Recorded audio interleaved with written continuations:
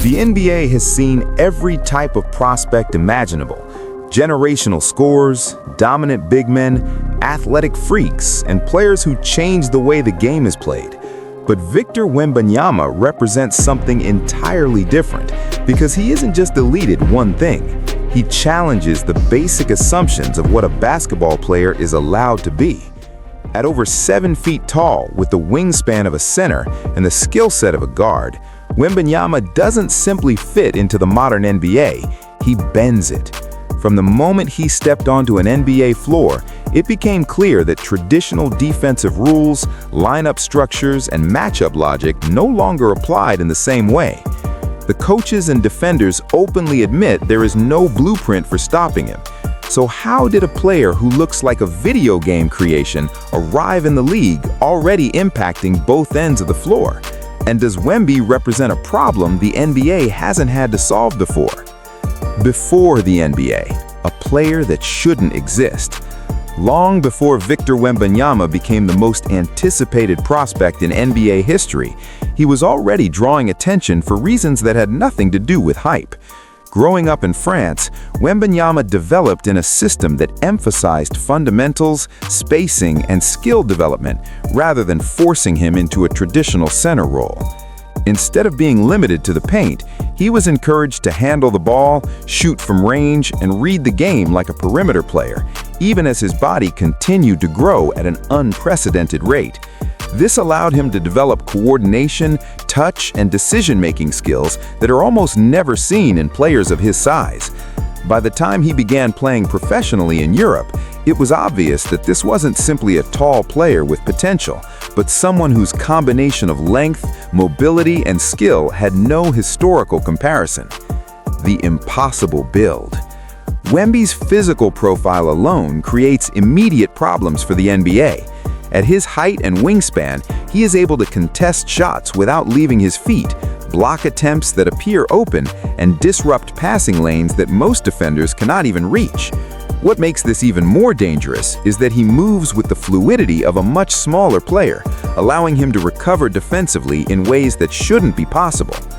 Offensively, this same length allows him to shoot over defenders without creating much separation, meaning that even good defense often isn't enough.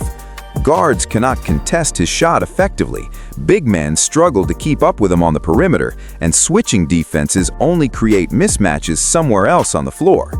The NBA is built on exploiting advantages, and Wembanyama creates them simply by standing on the court. Entering the NBA. Immediate impact. When Wemby entered the NBA, the expectation was that there would be an adjustment period, as there is for almost every young player, especially one with such a unique body type. Instead, he immediately began impacting games on both ends of the floor, forcing teams to alter their offensive and defensive game plans from day one. On defense, his presence alone changes shot selection, as players hesitate to attack the rim or settle for lower quality attempts simply to avoid his reach.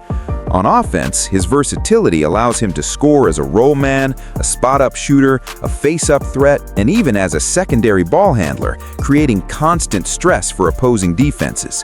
Very few players in NBA history have entered the league already influencing how opponents play before the opening tip. Why traditional defense fails. The biggest issue Wembanyama presents is that there is no correct defensive decision. Playing him with a smaller defender allows him to shoot over the top or finish without resistance, while assigning a traditional big man often results in mismatches on the perimeter, where he can attack off the dribble or stretch the floor. Double teams create openings elsewhere because his height allows him to see over the defense and make simple reads to open teammates.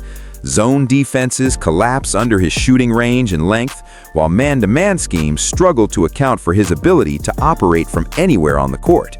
In essence, Wembanyama doesn't beat defenses by speed or strength alone, but by making every defensive option feel wrong. Defense that changes offense.